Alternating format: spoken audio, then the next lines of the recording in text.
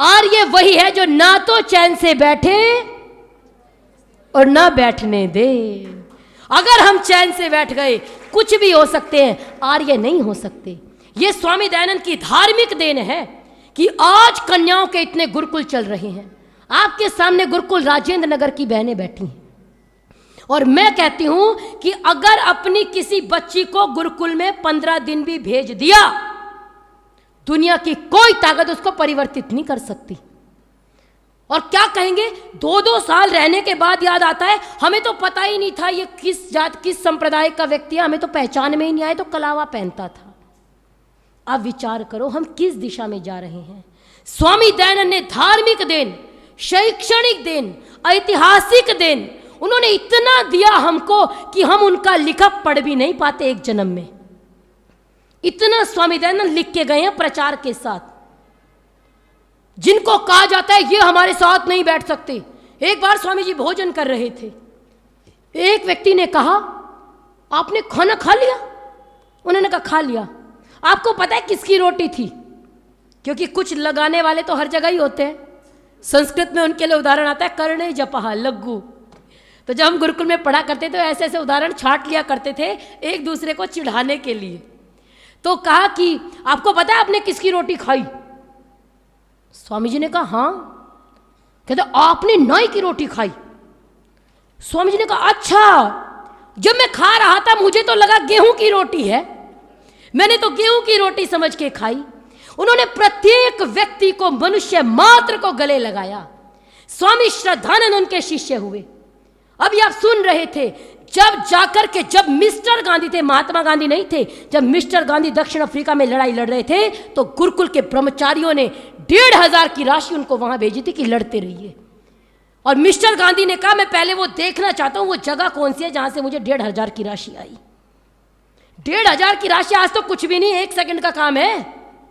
आप उस समय देखो 1,500 रुपए मजदूरी की, लेकिन वो लड़ रहे हैं इसलिए उनके पास भेजा।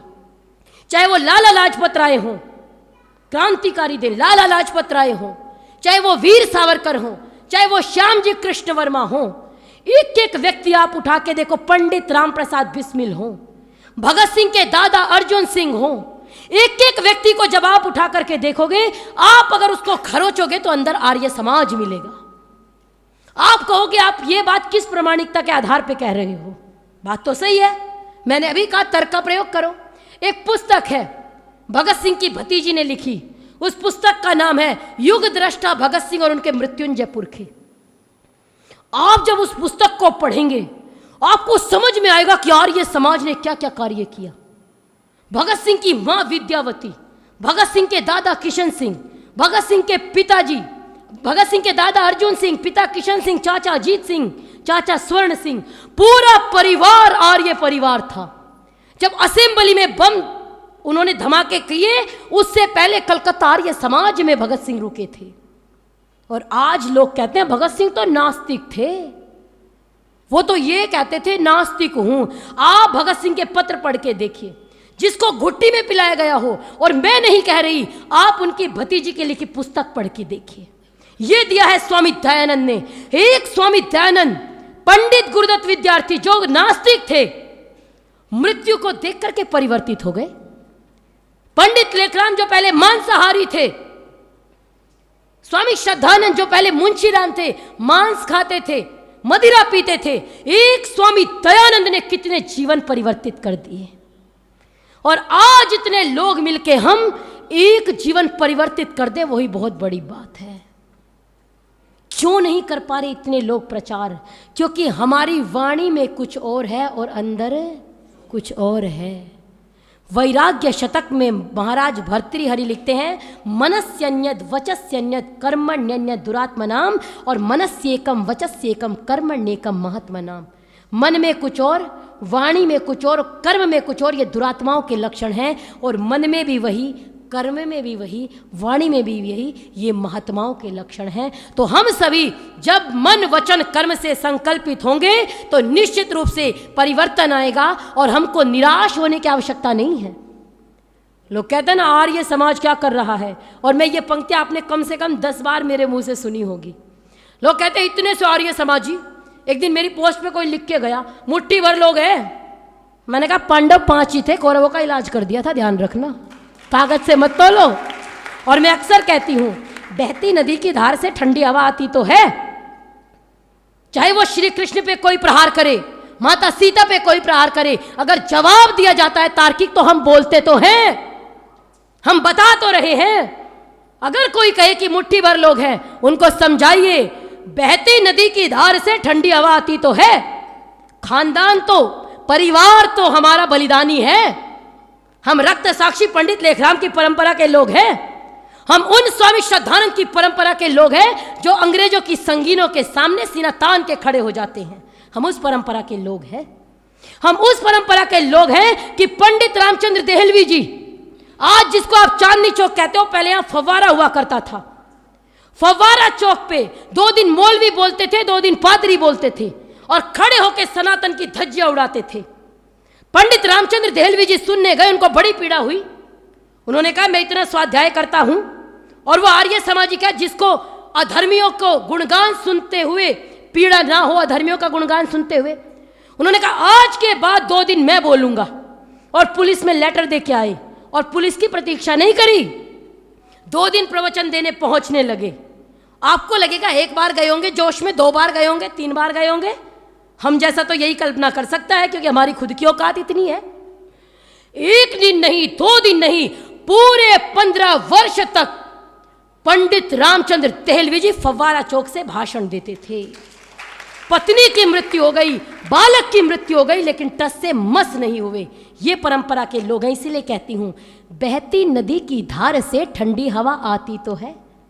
नाव जर्जर ही सही, लहरों से टकराती तो है।